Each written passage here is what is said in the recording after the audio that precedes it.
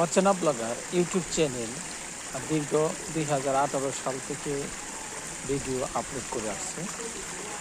যারা সাবস্ক্রাইবার আছেন, যারা শুভাকাঙ্ক্ষী আছেন, তাদের সকলকে জানাই অনেক অনেক ধন্যবাদ, অনেক অনেক শুভেচ্ছা, অনেক অনেক অভিনন্দন।